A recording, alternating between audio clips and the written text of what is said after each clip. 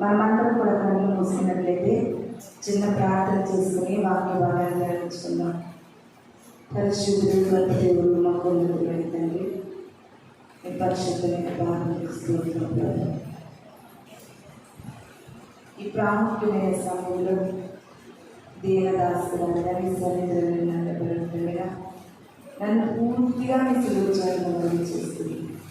నాతో మాతో సూటిగా కరెక్ట్గా మాట్లాడి మాటల ప్రకారంగా జీవించే బ్రతుకులు మాకు దయచేయాలి. సమస్తాన్ని చేతులకు అప్పగిస్తూ వల్లరాబోతున్న యేసు పరిశుద్ధ నామములో అడిగి వేడుకుంటున్నాను తండ్రి. ఆమేన్. ఈ చక్కటి సమయం ఇచ్చినటువంటి దేవాలయానికి వందనాలు. కూడి వచ్చిన మీ అందరికీ కూడా నా వందనాలు చూపిస్తూ ఉన్నాను. ఈ యొక్క విశ్రాంతి దినపు ఆరాధనలో ఈ దినము ఒక ప్రత్యేకమైనటువంటి దినం. అదే ప్రభు బల ఆరాధన. ప్రభు బలలో మనం సమీపించడానికి సిద్ధపాటు కలిగి వచ్చామని నేను అనుకుంటున్నాను. మరి ఎవరి హృదయాలు వారికి తెలియాలి. ప్రభు బలలో పాల్పొందుతున్నటువంటి మనము తెలుసుకోవాల్సినటువంటి అనేకమైన సత్యాలు ఉన్నాయి. మొదటి కొరింథీయులకు రాసినటువంటి పత్రిక 11వ అధ్యాయము 28వ వచనాన్ని చదువుకుందాం. కాబట్టి ప్రతి మనుషుడు తను తాను పరీక్షించుకున్నవారు అలా చేసి ఆ రొట్టెను తిని ఆ పాత్రలోనిది త్రాగడు. ఇంకా పై వచనాలు ఉంటుంది. ఈ పాత్రలోనిది త్రాగదు, ఆ పాత్రలోనిది త్రాగాలి, ఈ పాత్రలో మీరు జ్ఞాపకం చేసుకోవాలి. మనం జాగ్రత్తగా ఆలోచిస్తే యేసుక్రీస్తు ప్రభు వారి యొక్క శరీరానికి గుర్తుగా రొట్టెను ద్రాక్షారసమును మనం పూజిస్తూ ఉన్నాం. కానీ వీటిని పూజించడానికి ఇక్కడ ఒక మాటను ఇదిగా మనం చదువుకున్నాం. నా శరీరము తిని నా రక్తము త్రాగి అని ఉంది. దేవాది దేవుడు రొట్టెని ఎత్తుకుని కృతజ్ఞతాస్తుతులు చెల్లించారు.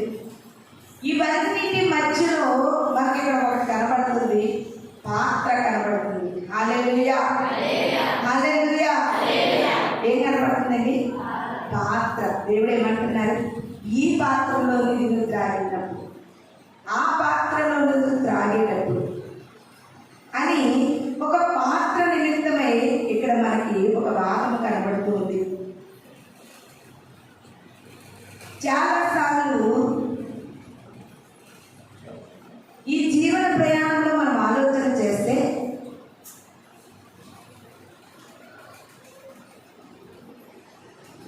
ప్రభు యొక్క శరీరము గూర్చి రక్తము గూర్చి అపోస్తులైన పౌలు గారు మొదటి కొరింథీయులకు రాసిన పత్రికలో మాట్లాడుతూ ఉంటుండగా ఇక్కడ ప్రభు వారు మనకు తెలియజేస్తున్నటువంటి ఒక ముఖ్యమైనటువంటి అంశం ఏంటంటే పాత్ర. ఎంతో విలువైన సామాను తెచ్చుకున్నాం, వంట చేసుకుందామని ఏది ఉండాలి? పాత్ర ఉండాలి. అది తినడానికి కూడా మనకు ఒక పాత్ర ఉండాలి, అది త్రాగడానికి కూడా మనకు ఒక పాత్ర ఉండాలి. అయితే తినే ఆహారం కంటే త్రాగే వాటి కంటే ఇక్కడ ముఖ్యమైనది ఏం కనబడుతుంది? మనకి పాత్ర కనబడుతుంది. ఆ పాత్ర లేకపోతే ఎలా వండుకుంటాం? దేనిలో వండుకుంటాం? ఆ పాత్ర లేకపోతే మనం ఎలా త్రాగుతాం? అసలు పాత్ర కోసము ఈ యొక్క బల్లానికి సంబంధం ఏంటి అనేది ఇది నాన్న పరిశుద్ధాత్మ మనతో మాట్లాడుతూ ఉన్నారు. ఈ పాత్రలోని మీరు త్రాగాలి, ఈ పాత్రలోని త్రాగినప్పుడు నన్ను మీరు జ్ఞాపకం చేసుకోవాలి. పరిశుద్ధ గ్రంథంలో మనము పాత నిబంధనని కొత్త నిబంధనని కూడా మనం ఆలోచన చేస్తే ఇంచుమించుగా పాత నిబంధనకి క్రొత్త నిబంధనకి మధ్యలో ఒక లింక్ ఉంటుంది. అక్కడ ఉన్న మాటలు ఇక్కడ మనకు కనబడతా ఉంటాయి. 3 దినాల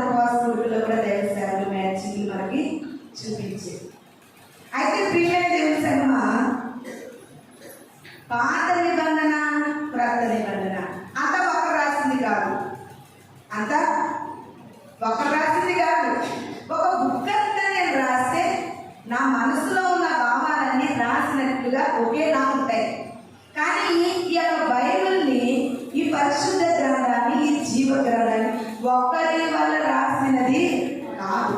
ఇంచుమించుగా 40 మంది ప్రవక్తలైన వారు, భక్తులైన వారితో దేవుడు ఈ గ్రంథాన్ని రాయించాడు. ఎంతమంది? 40 మంది పైచి రాయించినప్పుడు ఒక సంఘంగా మనం ఇక్కడ కూడి ఉన్నప్పుడు మీకు అందరికీ ఒక్కొక్క బుక్ ఇచ్చి నేను చెప్పే రాయమంటే అందరూ వెళ్ళాలి. కానీ ఈ 40 మంది కూడా ఒక ప్రాంతానికి చెందినవారు కాదు, ఒక దేశానికి చెందినవారు కాదు, ఒక గ్రామానికి ఒక పట్టణానికి చెందినవారు మాత్రం. ఒక మాటలో చెప్పాలంటే ముఖ పరిచయాలు కూడా లేవు.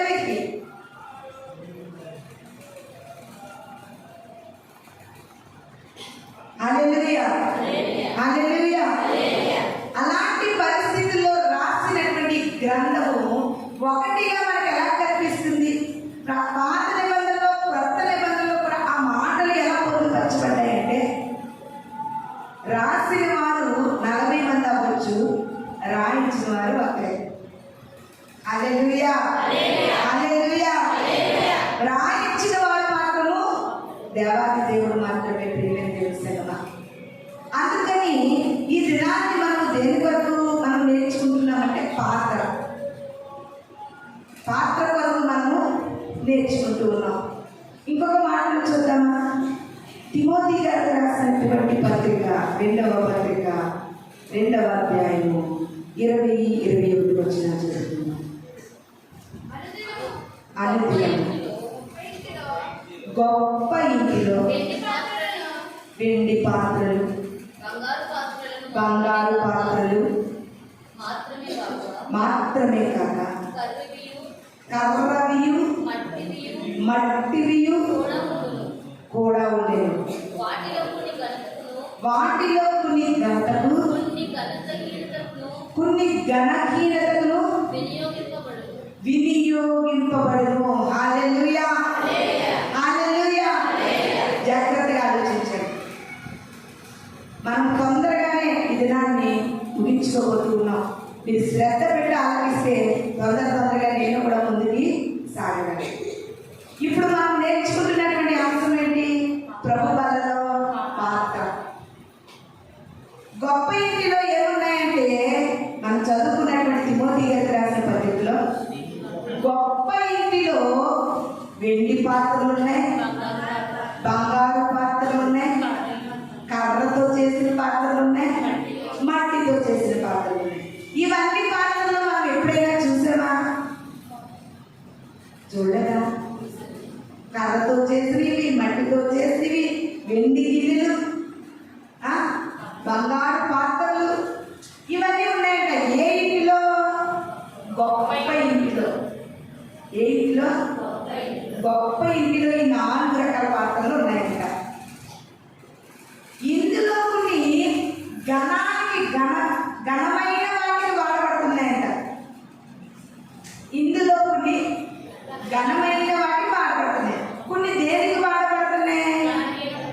ఘనహీనతకు వాడబడుతున్నాయి. గొప్ప ఇల్లు అనగా యేసుక్రీస్తు ప్రభువారు. ఆ ఇంటిలో ఏమేమి పాత్రలు ఉన్నాయి? ఇక్కడ బంగారు పాత్రలు, వెండి పాత్రలు, కర్రతో చేసినవి, మట్టితో చేసినవి ఉన్నాయి. సన్నిధిలో కూర్చున్న మీ అందరికీ కూడా నేను ఈ 4 రకాల పాత్రలు ఇక్కడ పెట్టాను. కొన్ని చెప్పున మీకు గిఫ్ట్స్ ఇద్దామని. అందరూ ఏ పాత్రలు కావాలని కోరుకుంటారు? ఇంకా మరి కర్ర వద్దా? మట్టి పాత్రలు వద్దా? ప్రియమైనటువంటి దేవుని సర్వా, ఏ పాత్రలు ఇక్కడ పెట్టిన వాటిలో ఈ చిన్న బిడ్డలు పిలిచి అమ్మా ఈ 4 రకాల్లో ఏవి ఘనమైనవంటే ఏం చెప్తారు? వెండి, బంగారము ఘనమైనవి. అయితే ఈ గొప్ప ఇంటిలో 4 రకాల పాత్రలు ఉన్నాయంట. ఈ 4 రకాల పాత్రలు కొన్ని దేవుని గణపరచడానికి వాడబడుతున్నాయి, కొన్ని దేవుని ఘనహీనపరచడానికి వాడబడుతున్నాయి. హల్లెలూయా, హల్లెలూయా. దేవుని సన్నిధి ఈ గొప్ప ఇల్లు, ఆయన ఇంటిలో, ఆయన స్థలంలో, ఇక్కడ కూర్చున్న మన అందరిలో 4 రకాల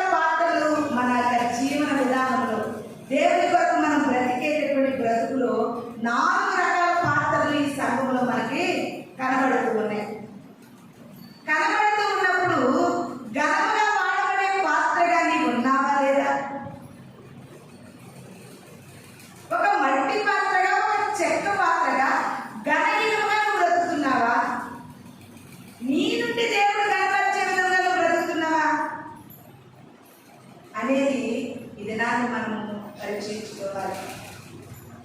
సామెతల గ్రంథంలో సొలొమోను గారు అంటున్నారు, నన్ను నీవు కనపరిస్తే నిన్ను నేను కనపరుస్తానయ్యా. నన్ను నువ్వు ప్రేమిస్తే నిన్ను నేను ప్రేమిస్తాను. నన్ను ప్రేమించే వాళ్ళు నేను ఆస్తికర్తలుగా చేస్తాను. ఇది నాని దేవుని సన్నిధిలో ఉన్న ఈ 4 రకాల పాత్రలను దేవుడు మన కళ్ళ ముందు పెట్టి ఉండగా ఏ రకమైన పాత్రగా దేవుడి వరకు వాడబడుతూ ఉన్నావు. ఇప్పుడు మనం వంట చేసుకునేటువంటి పాత్రలు ఉన్నాయి. అవి మనకు చాలా ఉపయోగం. వాడుకుంటున్నామా లేదా? ఈ దినాన్ని మనము కూడా యజమానుడు వాడుకునేటటువంటి అర్హమైన పాత్రగా బ్రతకాలి. ప్రియమైన దేవుని సంగమా, రొట్టె కదా, రొట్టె ముక్క తినేడు, ద్రాక్ష రసమే చాలా టేస్ట్గా ఉన్నాయి, తినడం కాదు, తింటున్నటువంటి నీవు ఆ పాత్ర ఏంటి అనేది గ్రహించాలి. దేవుని కొరకు ఏ పాత్రగా నువ్వు బ్రతకాలి అనేది కూడా నువ్వు జ్ఞాపకం చేసుకోవాలి. ప్రియమైన దేవుని సంగమా, గొప్ప ఇంటిలో ఉన్న నీవు ఏ పాత్రగా దేవుని కొరకు వాడబడుతూ ఉన్నావు? ఏ పాత్రగా దేవుని కొరకు నువ్వు బ్రతుకుతూ ఉన్నావు? ఆయన గంభీరపరుస్తూ ఉన్నావా? సమాజంలో నువ్వు జీవిస్తున్నప్పుడు, నలుగురిలో నువ్వు తిరుగుతున్నప్పుడు, ప్రజల మధ్య నువ్వు బ్రతుకుతున్నప్పుడు గణపరిచే పాత్రవా? ఆయనను గణహీనపరిచే పాత్రవా? ఒక్కసారి నిన్ను నువ్వు యోచన చేసుకోవాలి. నువ్వు గణపరిస్తే ఆయన నిన్ను గణపరుస్తాడండి. ఇక్కడ పెట్టిన పాత్రలో పాస్టర్ గారికి ఏముందండి? నచ్చిన వారికి బంగారు పాత్రలు ఇచ్చుకున్నారు. ఇంకా కొంచెం బాగా నచ్చిన వారికి వెండి పాత్రలు ఇచ్చుకున్నారు. మేమంటే ఏమి ఇష్టం ఉండదు పాస్టర్ గారికి. ఆ మట్టి ముక్కలోను అచ్చేత ముక్కలు మాకు ఇచ్చారంట అంటారంట. ఇది నాన్ని దేవుని సన్నిధికి వచ్చిన నీవు దేవుని ఇంటిలో ఏ పాత్రగా వాడబడుతున్నావు? ఏ పాత్రగా వాడబడుతున్నావు? పరిశుద్ధ గ్రంథంలో అలనాడు దేవుని యొక్క సన్నిధిలో పాత్రలు ఉండేవి. ఒకసారి మనం చూద్దాం. ప్రియమైన దేవుని సంగమా, ఒకసారి చూద్దాం. జకరియా గ్రంథము 14వ అధ్యాయం 20వ వచనం చదువుతున్నాం. జకరియా గ్రంథము 14వ అధ్యాయం 20వ వచనం. ఆ దినమున గుర్రముల యొక్క కళ్ళెముల మీద యెహోవాకు ప్రతిష్ఠితమను మాట రాయబడెను. యెహోవా మందిరంలో చాలా బాగా జాగ్రత్తగా ఆలోచించండి. యెహోవా మందిరంలో ఉన్న పాత్రలు బలిపీఠము ఎదుటనున్న కళ్ళెముల వలె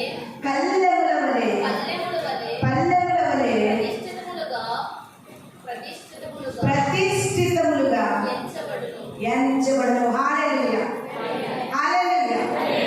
నాకంటే గోతులు సరిగా లేదు, నాకులా మీకు పోయిందని పోతే చెప్పదు. పోతే లేదని శ్రేష్టంగానే ఉంటాను. ఒక్కసారి చెప్పు.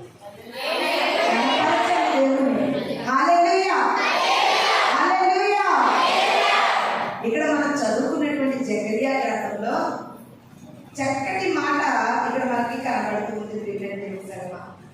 ఒకసారి నేను చదువుతున్నాను చూడండి. ఆ దినమున గుర్రముల యొక్క కళ్ళెముల మీద యెహోవాకు ప్రతిష్ఠితము అని మాట రాయబడి, యెహోవా మందిరములో ఉన్న పాత్రలు బలిపీఠము ఎదుట ఉన్న పళ్ళెముల వలె ప్రతిష్ఠితముగా ఎంచబడి. యెహోవా మందిరములో పాత్రలు అంటే ఒకసారి బాగా ఆలోచించండి, మీకు అర్థం అవ్వడానికి.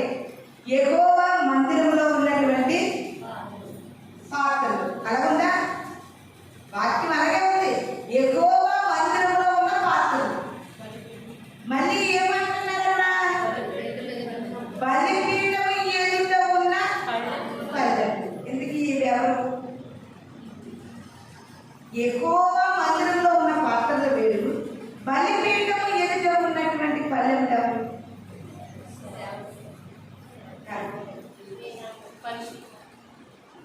బలిపీఠం ఎదుట ఉన్నవారు. హల్లెలూయా, హల్లెలూయా. యెహోవా మందిరంలో పాత్రలు ఉన్నాయి, బలిపీఠం ఎదుట ఏమున్నాయి?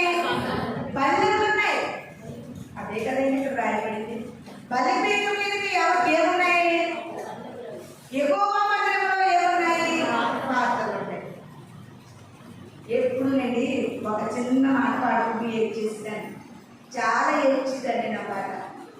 పనికి రాని పాత్రలని పారవేయకుమా,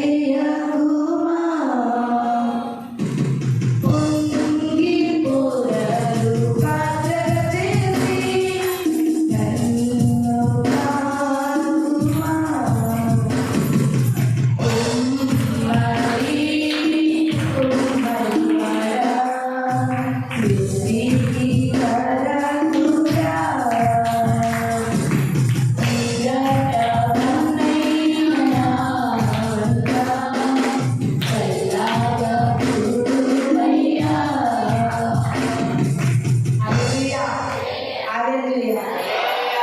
పనికి రాని పాత్రలని ఏనాడో విసిరి వేయకుండా, పార వేయకుండా పనికి వచ్చే పాత్రగా వాడుకుంటున్నావు ప్రభువాని.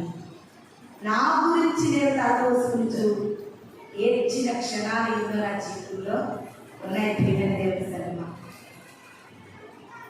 ఈ దినాన్ని యెహోవా మందిరంలో పాత్రలు, బలిపీఠం ఎదుట పళ్ళెములు. యేసుక్రీస్తు ప్రభువారు సువార్తలలో ఒక మాట అంటున్నారు, గిన్నెయు పళ్ళెము. గుర్తుందా? గిన్నెయు పళ్ళెము. లోపల శుభ్రం చేయడం వాళ్ళు అందరూ, బలిపీఠం వైపు ఎవరు కూడా కాదు చాపలు. గిన్నెయు పళ్ళెము లోపల శుభ్రపరచుకోకుండా బయట తల్లాడించేస్తున్నాం. పళ్ళెనాడు బలిపీఠం ఎదుట ఏమున్నాయి? పళ్ళెములు ఉన్నాయి. ఈ దినాన్ని బలిపీఠం ఎదుట ఉన్న పళ్ళెములు ఎలా ఉన్నాయని యేసుక్రీస్తు ప్రభువారు సెలవిస్తున్నారంటే, అజితేంద్రియముతోను దోపుతో ఉన్నాయి. జాగ్రత్తగా ఆలోచించండి ప్రియమైన తెలుస్తామా. ఇది నా నేను దేవుని కొరకు ఎటువంటి పాత్రగా మిగులుతున్నావు, ఎటువంటి పాత్రగా నువ్వు వాడబడుతున్నావు. పనికి రాని పాత్రలైన నిన్ను ఏనాడో విసిరేస్తే, ఏనాడో పారేస్తే, ఇది నా సజీవులుగా మనం ఉండేవారం కాదండి. విసిరి వేయకుండా, పారవేయకుండా యేసుక్రీస్తు ప్రభువారు నీకు మెరుగునిచ్చి, రూపునిచ్చి, కుమ్మరి చేతిలో మట్టి వలె ఉంటుండగా అందమైన రూపంలోనికి నిన్ను మార్చి యజమానుడు వాడుకునే పాత్రగా నేను చేయాలని ఆయన దినాన్ని ఇష్టపడుతూ ఉంటుండగా, నీవు ఆయన ఇష్టానికి ఎలాంటి అంగీకారం కలిగి ఉన్నావు ప్రియమైన దేవుని సర్వా. దేవుని మందిరంలో పాత్రలు ఉన్నాయి, బలిపీఠం ఎదుట పళ్ళెములు ఉన్నాయి. పాత్ర అనేది మన జీవితాన్ని సూచిస్తుంది, అంతే కదా. అందుకే యేసుక్రీస్తు ప్రభువారు పాత్రల కోసం మాట్లాడట్లేదు, అక్కడ మనుషుల కోసం మాట్లాడుతున్నారు.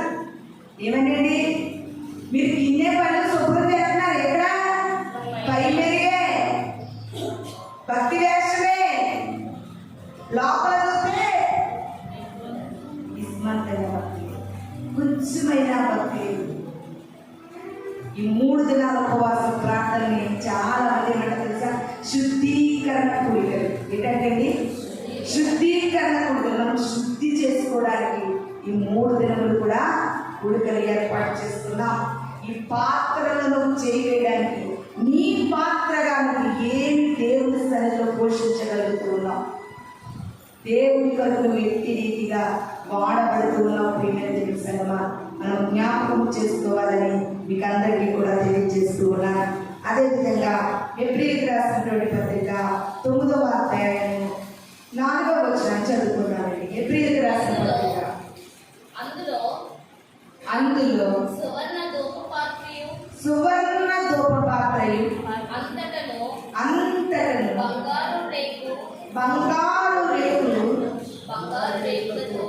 బంగారు రేకులతో తాపబడిన నిబంధన మందసము ఉండేది. ఆ మందసంలో మన్నా గల బంగారు పాత్ర ఉందండి. ఎక్కడ?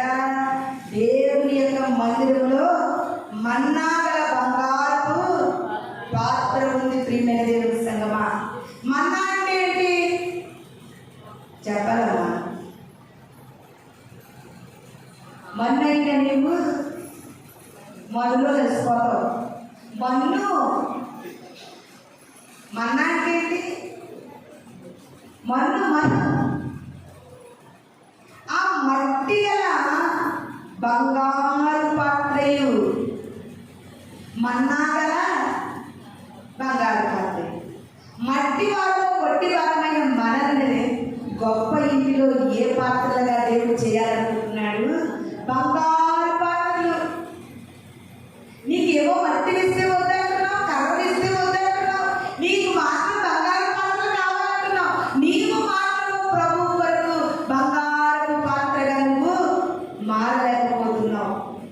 దేవుని నీ జీవితం ద్వారా గణపరిచేటటువంటి విలువగా దేవుని కొరకు బ్రతకలేకపోతున్నావు. ప్రియమైన దేవుని సేవ మన్నా గల బంగారు పాత్ర ఉన్నటువంటి దేవుని మందిరంలో ఎంత చక్కటి వాక్యము ఇది నాన్న ప్రభు మనతో మాట్లాడుతున్నారు. ఒకసారి మనం ఆలోచన చేయాలి. ఏంటి? దేవుని కొరకు మేము పాత్రలుగా వాడబడితే, దేవుని కొరకు ఒక పాత్రగా నేను నిలబడితే నాకు వచ్చే లాభం ఏంటి? ఆయన కొరకు మీరు నన్ను పాత్రగా ఉండమన్నారు, నేను వాడమన్నారు. ఆయన కొరకు నేను పాత్రగా దేవుని కొరకు వాడబడితే నాకు వచ్చే లాభం ఏంటి అని మనం అనుకోవచ్చు. ప్రియమైన దేవుని సినిమా ఇదే పాత్ర అనే అంశం మీద మనకి పాత నిబంధనలో ఒక విధవరాలు కనబడుతూ ఉంది. 2వ రాజుల గ్రంథం 4వ అధ్యాయం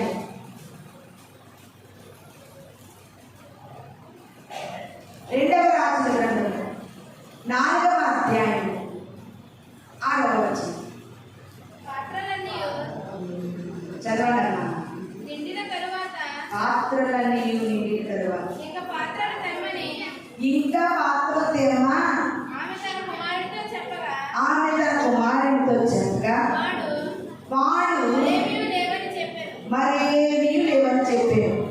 అయితే వారు ఏం చేశారంటే, ఇక్కడ నేను చెప్తానండి, నేను మీకు ఒక చిన్న కథగా చెప్తాను. దేవుని యొక్క ప్రవక్త ఎలీషా గారి జీవితం, ఎలీషా గారి యొక్క కాలంలో ప్రవక్తల శిష్యులలో ఒక శిష్యుడు చనిపోయాడంటే, భర్త చనిపోయాడంట. భార్య ఉంది, అనేకమైన అప్పుల బాధలతో ఉండిపోయినారండి. భర్త చనిపోయాడు, భార్య ఉంది. ఆవిడ ఏదోలాగా పొట్ట పోషించుకుని బ్రతికేద్దాము పిల్లల్ని తను అనుకుంటే, ఏనాటికి కూడా ఆనాటి తెచ్చుకుని బ్రతుకుదామనుకుంటే ఇంకొక సమస్య ఉంది, అప్పులు కాదు. ఏంటండి? అప్పులు కాదు. అప్పుడు దైవ సేవకుని దగ్గరికి వచ్చి, నీ శిష్యుడిగా బ్రతికినటువంటి నా భర్త చనిపోయాడు, నాకు చాలా భయంకరమైన అప్పులు ఉన్నాయి, అవి ఎలా తీర్చాలి, నాకేమైనా సహాయం చేస్తావా అని అడిగితే ఆ ప్రవక్త ఏమన్నట్టు తెలిసింది, కొన్ని డబ్బులు తీసి ఇవ్వలేదు, కొంచెం ధనము తీసి ఇవ్వలేదు సహాయానికి. ముందు నీకు సహాయం చేయాలంటే నీ ఇంటిలో ఏముంది అని అడిగాడండి. అడిగితే ఆవిడ ఏముందండి? మట్టి కుండ ఉంది. ఏముందంటారు తన ఇంట్లో? మట్టి కుండ ఉంది. ఆ కుండలో ఏముందంటే కొద్దిగా నూనె ఉంది. వాటిలో అనిపించాను, మీకు అర్థమవుతుంది. మట్టి కుండ ఉంది, అందులో కొంచెం నూనె ఉంది.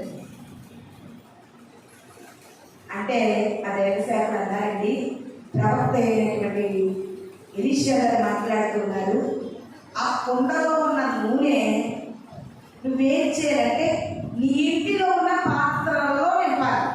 అలాగే ఉంటుంది. నీ ఇంటికి వెళ్ళి చదువుకోండి. నేను వాక్యం చెబుతున్నప్పుడు నా సొంత మాట ఏది ఉపయోగించడానికి నాకు ఇష్టం ఉండదు. ఉపయోగించుకున్నదానికే నేను ఎక్కువ శాతం ప్రయత్నిస్తాను. అయితే ఆ కుండలో ఉన్న నూనె తీసుకొచ్చి ఎక్కడేమన్నాడండి, నీ పాత్రలు నీ ఇంట్లో ఏమున్నాయి? గ్లాస్ ఉందా? వేసి. ఒక పెద్ద సైజు గ్లాస్ ఉందా? వేసి. ఇంకా పెద్ద గిన్నె ఉందా? వేసి. అలా మీకు ఎన్ని పాత్రలు ఉన్నాయి? అన్నింటిలో నూనె అంటున్నాడు. కుండలో ఎంత ఉంది? దైవసేవలు ఏం చెప్తున్నారు? అన్ని పాత్రలు వేసారు. ఒక నిరీక్షణ కలిగినటువంటి స్త్రీ అండి. ఎందుకంటే తన భర్త ప్రవక్తల శిష్యులలో ఒకడు తన భర్త. ఆ నిరీక్షణ ఏం చేసిందంటే కుండలో ఉన్నటువంటి కొంచెం నూనెని గ్లాస్లో వేసిన తర్వాత గ్లాసు నిండిపోయి కుండలో నూనె తగ్గిపోయాడు. మళ్ళా తీసుకుని గిన్నెలో వేస్తుంది, గిన్నె నిండిపోయింది, కుండలో నూనె తగ్గిపోయింది. అలాగా ఆమె దగ్గర ఉన్న పాత్రలన్నింటిలో నూనె వేసింది, కుండలో నూనె తాగలేదు. అప్పుడు దైవసేవకుడు అంటున్నారండి, ఇరుగు పొరుగు దగ్గరికి వెళ్ళి పాత్రలు తెచ్చుకో. ఎవరికి? ఇరుగు పొరుగు వాళ్ళ దగ్గరికి వెళ్ళి పాత్రలు తెచ్చుకంటే వాళ్ళ అబ్బాయిని పంపించి అందరు తెలిసిన వాళ్ళ ఇంటి దగ్గర నుండి ఖాళీ పాత్రలను తెప్పించి అవన్నీ నెప్పుడా అన్ని పాత్రలను నింపితే దైవసేవకుడు అన్నారండి, దైవసేవకుడు అన్నారు, ఈ నూనె అమ్మే నీ అప్పులన్నీ తీరిపోతాయి అన్నది. హల్లెలూయా, హల్లెలూయా. అంటే ఆమె అప్పులు తీరడానికి ఉపయోగపడేది ఏంటి? పాత్రలు. ఆమె అప్పులు తీరడానికి ఉపయోగపడింది పాత్రలు తెమ్మన్నాడు దైవసేవకుడు. ఆ ఇంటికి వెళ్ళాడు, డబ్బులు ఇంటికి వెళ్ళాడు, నేను ప్రార్థన చేస్తాను, పలానా ఇంటికి వెళ్ళి అప్పు ఇస్తానని పెట్టలేదు. చాలా మంది అలాగే చేస్తున్నారు. అమ్మా నువ్వు వెళ్ళాడు, నేను నీ కోసం ప్రార్థన చేస్తానంటున్నారు. ప్రవక్త మాట్లాడేది ఇది నాని అనేకమైన పాత్రలు ఆమె నింపబడ్డం చేత మనుషులు తీరిపోయిన ప్రియమైన దేవుసమ్మా. ఇది నాని నీవు కూడా దేవుని సన్నిధిలో ఒక పాత్రగా నిలబడిన నీవు నీలో ఉన్నటువంటి ఆత్మ పొంగి పొందుతుంటేనే నీ పాత్రలను నింపగలవు.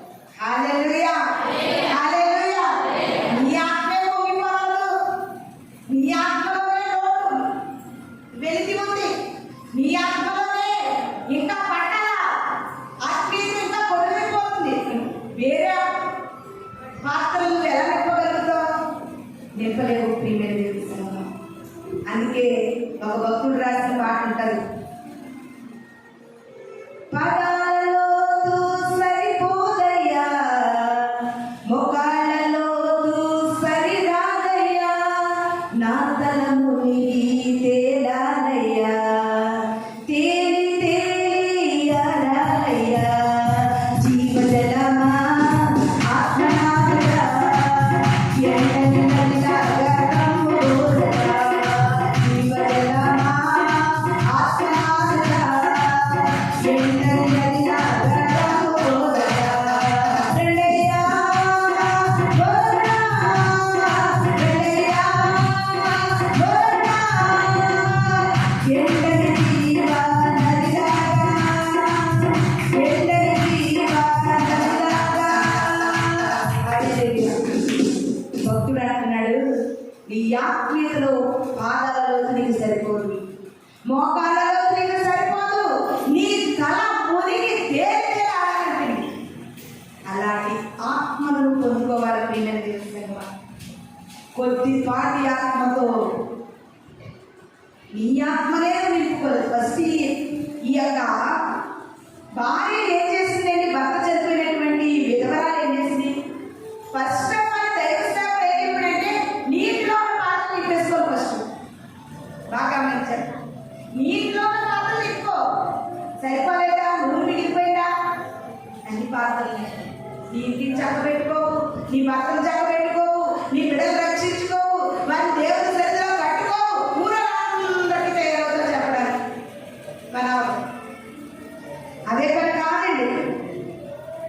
ముందు నీ ఇల్లు చక్కబెట్టుకోవాలి, నీ కుటుంబాన్ని కట్టుకోవాలి. నీ కుటుంబంలో దేవుని యొక్క ఆత్మ పొంగి పొందుతూ ఉండాలి. పొంగి పొందుతూ ఉన్నప్పుడు అనేకమైన కాని పాత్రలను నింపే బిడ్డగా ఉండాలి. ప్రియమైన దేవుని సంగమా, పాత్రకి అంత ప్రాధాన్యతను దేవుడు అనుగ్రహించి, పాత్ర అంటే మనమే, పాత్ర అంటే మనమే. కాబట్టి ఈ దినాన్ని దేవుని సన్నిధిలో నీ జీవితం ఒక పాత్రగా ఉంటే ఆ పాత్రలో దేవుని యొక్క ఆత్మ ఎంత నింపబడి ఉంది, దేవునితో నువ్వు ఎలా బ్రతకగలుగుతూ ఉన్నావు. నీ ఆత్మ పొంగిపోతే చూడండి, ఒక గదిలో ఒక ఇంటిలో ఒక కుండ నీటిలో నూనె వేస్తూ పొంగి పొంగిపోతుంది. పొంగిపోతున్నటువంటి నూనె కుండ దగ్గర ఉంటుందా, ముందుకెళ్తుందా? పాకెళ్తుంది. కుండ దగ్గర ఉండిపోతుంది, పొర్లిపోతుంది. ఇక్కడ ముందు నువ్వు పొర్లిపో, ఆ నూనె నీ భర్త దగ్గరికి వెళ్తుంది. నువ్వు పొర్లు, దేవుని ఆత్మలో నింపబడు, పొంగి పొర్లి ఆత్మగా మార్చబడు. ఆ నూనె నీ భర్తను తాకుతుంది. హల్లెలూయా. మాట విననటువంటి నీ బిడ్డలను తాకుతుంది.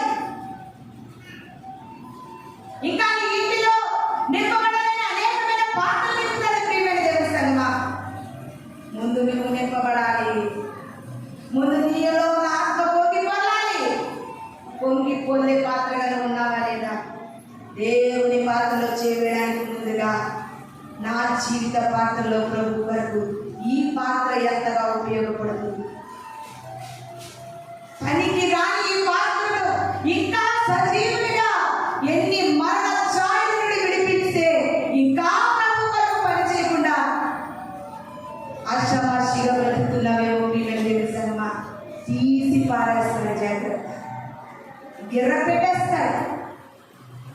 ఇంకా నీకు అవకాశం ఇస్తున్నాడంటే ఆయన కొరకు ఆయనని ఘనపరిచే పాత్రగా మనం ఉండాలని లాస్ట్గా ఒక మాట చూస్తుంది మనం ఊహించుకుంటాం. లాస్ట్గా ఒక మాట చూస్తుంది కీర్తనల గ్రంథం, మనం చదువుకున్న కీర్తనల గ్రంథం 75వ అధ్యాయం 8వ వచనం చదువుకుందాం. యెహోవా చేతిలో ఒక పాత్ర ఉన్నది, అందులో ద్రాక్షారసము పొంగుచున్నది, అది సంబరముతో నిండి ఉన్నది. ఆయన దానిలోనిది పోయిచున్నాడు. భూమి మీద ఉన్న భక్తిహీనులందరూ మట్టితో కూడా దాన్ని పీల్చి మింగివేస్తున్నారు. ఈ వాక్యం మీకు ఎంత అర్థమైందో కానీ నాకు తెలియదు. కానీ యెహోవా చేతిలో ఒక పాత్ర ఉన్నది. ఎంత చక్కటి మాట! యెహోవా చేతిలో ఒక పాత్ర ఉన్నది. ఆ పాత్రలో ఏముంది? ద్రాక్షారసం ఉంది. ఆ ద్రాక్షారసం ఎలా ఉంది? పొంగుచున్నది, పొల్లి పొల్లి పారుతుంది కరుణా నది. కల్వరి నాదుని యేసునాథుని హృదయమది. పొంగి పొంగి పారుతుంది కరుణా నది. కల్వరి నాదుని యేసునాథుని హృదయమది.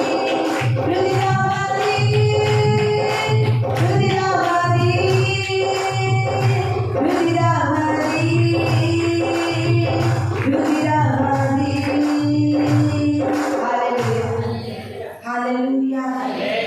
యెహోవా చేతిలో పాత్రలో ద్రాక్షరసం పొంగుతూ ఉందంటే అది ఎలా ఉందో తెలుసా?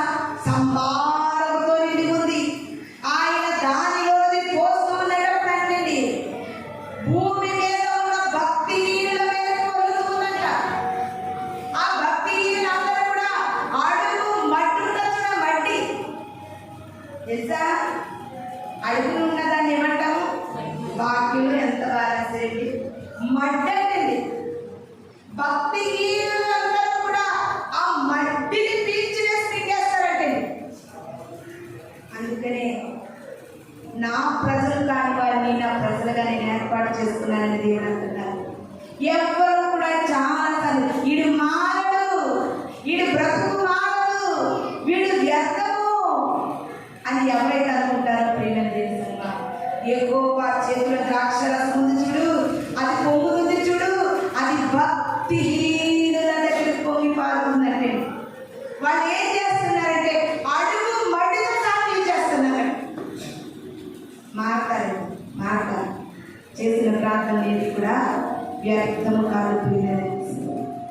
ఆయన చేతిలో పాత్ర ఉంది. ఇది నాని మనము కూడా ఆయన ఏం చేశాడు, ఒక పాత్రను ఎత్తుకుని దేవుని వైపు చెప్పి ఇది మీ కొరకైనటువంటి నా రక్తము, అది అక్షరాలు పెట్టి నా రక్తము, మీరు దీనిలో మీరు త్రాగునప్పుడెలా నన్ను జ్ఞాపకం వచ్చేసి ఆ పాత్రలో త్రాగుతున్నాము. దేవుని కొరకు పాత్రగా వినగలుగుతారు. యజమానుడి చేతిలో అర్హమైన పాత్రగా వాడబడతావా? అర్హమైన పాత్రగా, ప్రార్థనా శక్తి కలిగిన పాత్రగా, సువార్తను అందించే పాత్రగా, దేవుని పరిచర్య చేసే పాత్రగా, దేవుని కొరకు బ్రతికే పాత్రగా, దేవుని కొరకు నిలబడే పాత్రగా, దేవుని కొరకు మన ప్రాణముల సైతము అర్పించగలమనేటటువంటి ఒక గొడవపడిక కలిగిన పాత్రగా నువ్వు బ్రతకగలిగితే ప్రియమైన దేవుని సంగమా, ఇది నాని దేవుడు నీ ద్వారా ఈ యొక్క పాత్రలోకి పొంగి పొందుతూ ఉంటే చూడండి, చాలా మంది రాత్రి దైవ సేవలు చెప్పినట్టు అక్కడ ఇక్కడ కూర్చుంటా ఉంటాం. మనకి ఇక్కడ కూర్చుంటా ఉంటారు ఎక్కువ జనం. నువ్వు ఒక పాత్ర తీసుకువెళ్ళు, అది పొంగిపోయేటట్టు అలా వెనక పాత్ర ముందు నీ పాత్ర పొంగాలి ముందు, అప్పుడు వారిని నువ్వు రక్షించగలవు. కాబట్టి ఇది నాని ప్రభు కళలో పాలు పొందుతున్నటువంటి మనము అయ్యా నీ కొరకు పొంగిపోయేటువంటి పాత్రగా నన్ను వాడుకుంటయ్యా, నీ పాత్రగా నన్ను మార్చి గొప్ప ఇంటిలో బంగారు పాత్రగా నేను ఉండాలి ప్రభు. యజమానుని చేతిలో అర్హమైన పాత్రగా నేను ఉండాలి, నీ కొరకు వాడబడే పాత్రగా ఉండాలి ప్రభు అని ప్రార్థన చేసుకుందాం. మనమందరం కూడా కళ్ళు మూసుకున్నట్లయితే ప్రార్థన చేసుకుందాం. పరిశుద్ధుడు, గొప్ప దేవుడు, మహోన్నతుడు తండ్రి, పాత్రగా అయితే మేము మిగిలిపోయాము, కానీ ఈ పాత్ర ప్రభువా నిన్ను ఘనపరిచేదిగా ఉందా? నా జీవితం ద్వారా నేను ఘనహీనపరిచే స్థితిలో నేను బ్రతుకుతున్నానయ్యా. నాతో మాట్లాడిన తండ్రి, నా యొక్క పాత్ర పొంగే పాత్రగా చేసి అనేక ఆత్మలను రక్షించడానికి, నా కుటుంబంలో రక్షించుకోవడానికి, నేను రక్షింపబడడానికి నాకు సహాయం దయచేయండి ప్రభు. అయ్యా ఈ వాక్యము విన్నటువంటి ప్రతి బిడ్డని దర్శించండి. ప్రతి ఒక్కరు ప్రభా యజమానుడైన నీ చేతిలో నీకు ఇష్టమైన పాత్రలుగా వాడబడేటట్లుగా ఈ వాక్యము ప్రతి హృదయములలో నీరు కట్టి నుడాలుగా ప్రతిఫలింపచేయమని వారు రాబోతున్న యేసు పరిశుద్ధ నామములో అడిగి వేడుకుని ప్రార్థిస్తున్నాను తండ్రి. అవును, మీ అందరికీ కూడా